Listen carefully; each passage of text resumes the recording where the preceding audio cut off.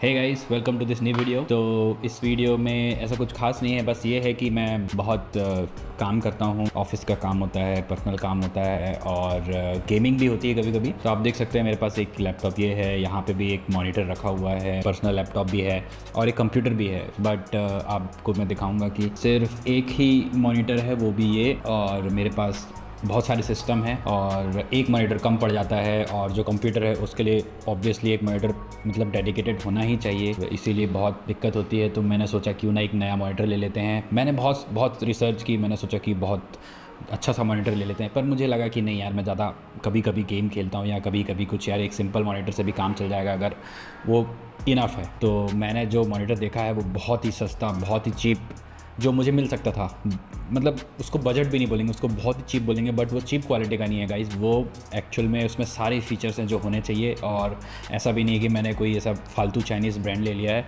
अब एसर को तो आप जानते ही होंगे, तो मैं आपको दिखाता हूँ। तो ये जो है आप देख सकते हैं, ये वाला जो मॉनिटर है, मैंने अपने भाई से भी पूछा, उसने बोला कि हाँ ये बढ़िया मॉनिटर रहेगा।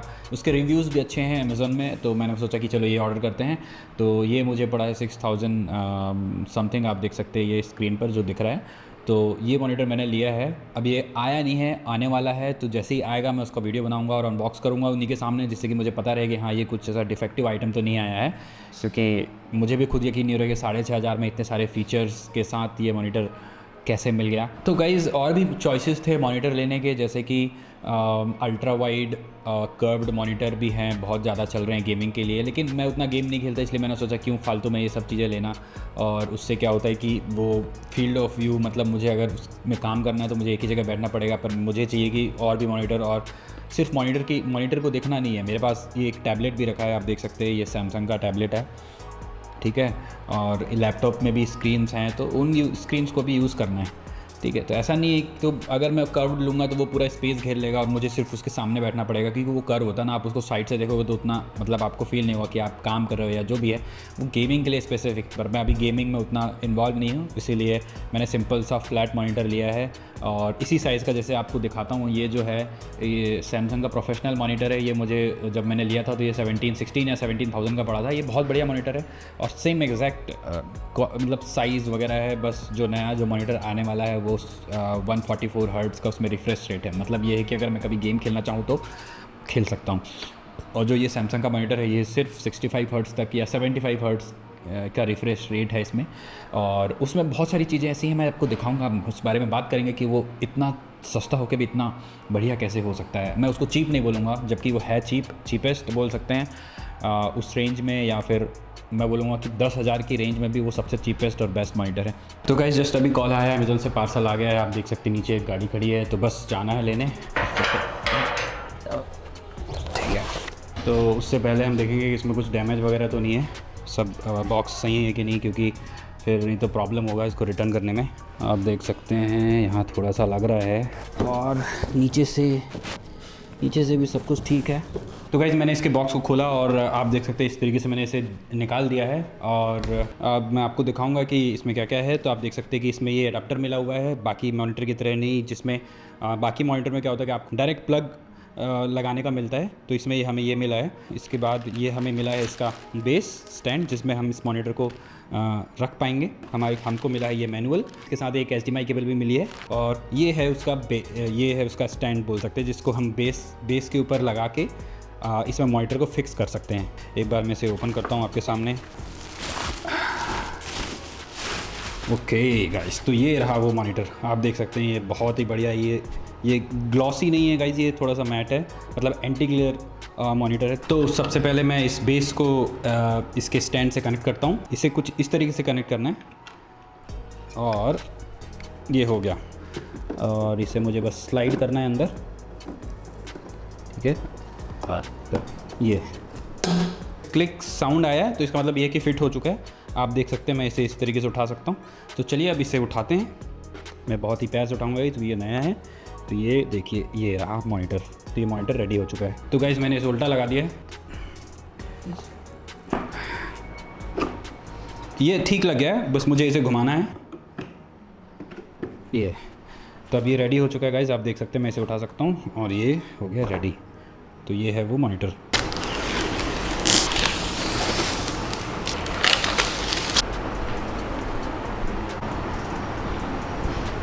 तो चलिए गाइस इस मॉनिटर को कनेक्ट करते हैं। इसके पीछे ये HDMI है, पावर अडाप्टर है और ये है VGA इनपुट। तो हम HDMI यूज़ करने वाले हैं। सबसे पहले हम इसके पावर अडाप्टर को कनेक्ट करते हैं। आप देख सकते हैं ये जो पावर अडाप्टर की केबल है लगभग ये 1 मीटर होगी, इसको हम यहाँ कनेक्ट करना है। HDMI केबल भी इसी के साथ मिली है, तो आपको दिखाता हूँ। और आप देख सकते हैं ये भी 1 मीटर लंबी है गाइस। तो गाइस हमने HDMI कनेक्ट कर दिया यहाँ पे, और अब हम करते हैं इसको पावर सॉकेट से कनेक्ट इसके अडेप्टर को और चालू करते हैं। ये हो गया चालू। तो गाइस मैंने इसे कनेक्ट कर दिया, आपको दिखाता हूँ। और आप देख सकते हैं ये रहा वो मेरा लैपटॉप, और इसका स्क्रीन अभी ख़राब हो चुका है।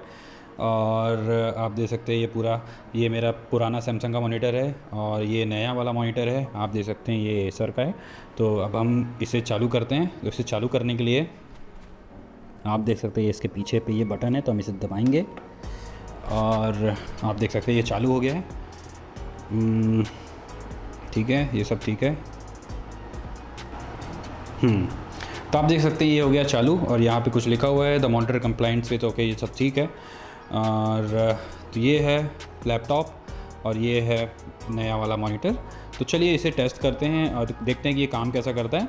तो गाइस हमारा मॉनिटर सेटअप रेडी हो गया, तो बस अब हम इसे ट्राई करते हैं कि कैसे काम करता है। आप देख सकते हैं कि मतलब इसमें कोई इशू नहीं है, ये ठीक ठाक दिख रहा है। बस थोड़ा सा ऐसा लग रहा है कि ब्राइटनेस कम है, पर नंबर की बात करें तो ये एग्जैक्टली ये सैमसंग के मॉनिटर के बराबर ही है। 250 निट्स की ब्राइटनेस है दोनों में।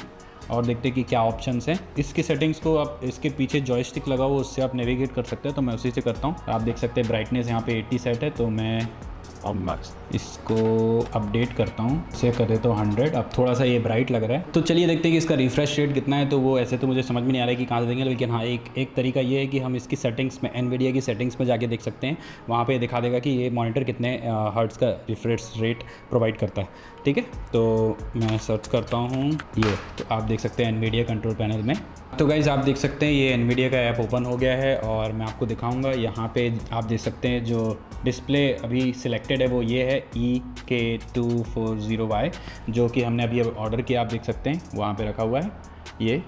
और तो बस, और आप सारी चीज़ें इसमें देख सकते हैं।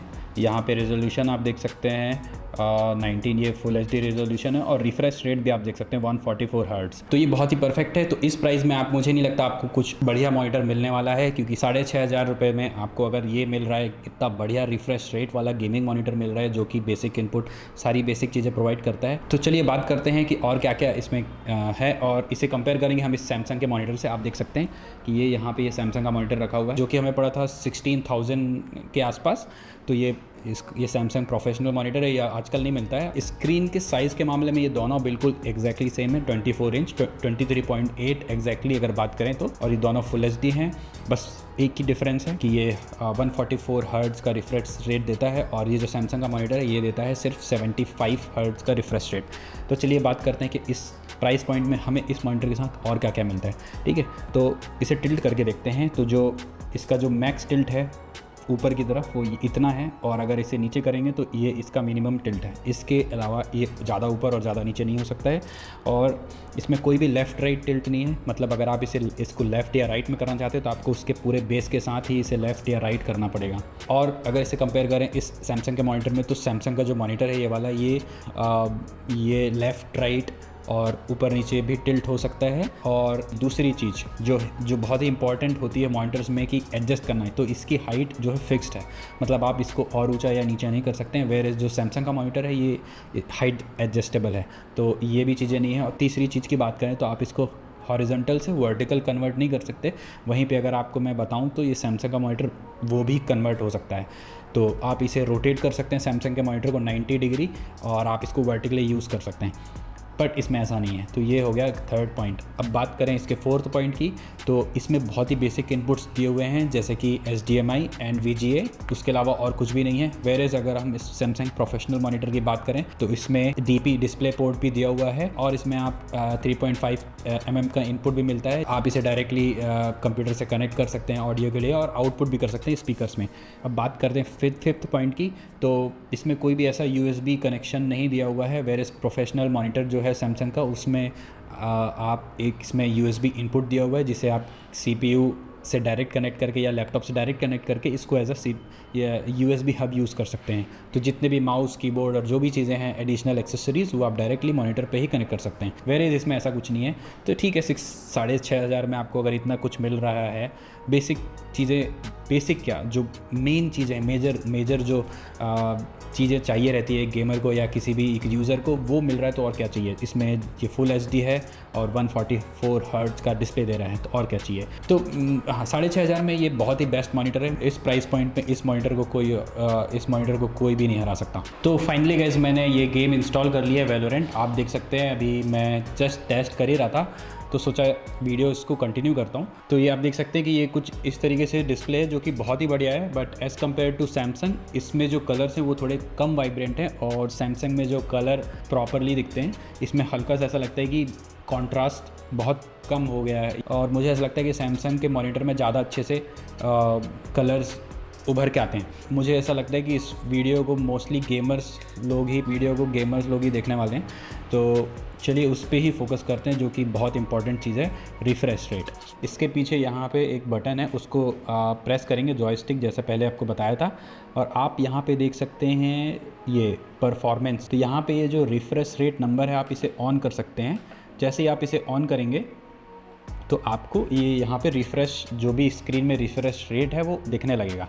ठीक है, तो ये हमको बता रहा है 60, बट ये मॉनिटर कैपेबल है 144 हर्ट्ज़ रिफ़्रेश रेट के। ठीक है, लेकिन ये 60 है। तो इसे एक बार चेक करते हैं कि कुछ ऐसे सेटिंग में कुछ प्रॉब्लम तो नहीं है एनवीडिया के। तो सबसे पहले हम ओपन करेंगे एनवीडिया का ऐप, सर्च करना होगा एनवीडिया कंट्रोल पैनल। पहले भी आपको दिखाया था कि ये रहा मॉनिटर, और यहाँ पे आप नीचे जाएंगे तो ये 144 हर्ट्ज़ में ऑलरेडी सेट है। तो मतलब यहाँ से कोई प्रॉब्लम नहीं है। एक और चीज़ ये है कि मॉनिटर की तरफ से भी कोई प्रॉब्लम नहीं है अभी फ़िलहाल, तो क्योंकि लैपटॉप की तरफ से जो आउटपुट इस मॉनिटर में जा रहा है वो 60 हर्ट्ज़ का ही है। तो उसे सॉल्व करने के लिए एक और सेटिंग्स होती है विंडोज़ की साइड से, उसको भी चेक करनी पड़ती है। आपको सर्च करना है डिस्प्ले सेटिंग, तो हमें ये इस पर क्लिक करना है, और जैसे ही आप इसमें क्लिक करेंगे तो ये विंडोज़ की सेटिंग ओपन हो जाएगी। स्क्रॉल डाउन करेंगे तो ये दिखेगा आपको, ये एडवांस्ड डिस्प्ले, तो इसमें क्लिक करना है। जैसे ही आपने क्लिक किया, आप देख सकते हैं सिमिलर सेटिंग, जो भी सेटिंग्स एनवीडिया के ऐप की थी, सेम सेटिंग्स, सेम इन्फॉर्मेशन यहाँ पे भी मिल रही है। तो आप यहाँ पे नीचे देखेंगे राइट साइड में ये 60 हर्ट्ज़ लिखा हुआ है, तो आप इसमें क्लिक करके आपको यहाँ पे भी 144 हर्ट्ज़ सेलेक्ट करना है। और जैसे ही आप सिलेक्ट करेंगे, आप देख सकते हैं मॉनिटर बंद हो गया। ठीक है, ये फिर से चालू हो रहा है और आप देख सकते हैं ये 144 हर्ट्ज़ दिखाने लगा।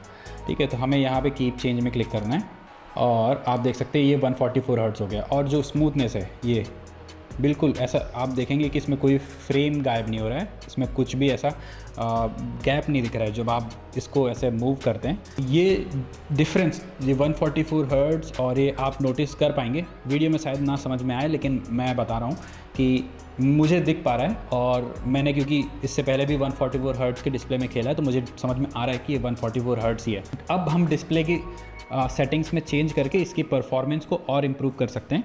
तो आपको यहाँ पे क्लिक करना है, यहाँ पे आप देखेंगे परफॉर्मेंस, और ये जो ओवर ड्राइव है इसको एक्सट्रीम में चेंज कर देंगे। ठीक है, और ये जो VRB है इसे भी हम इंक्रीज़ कर देंगे।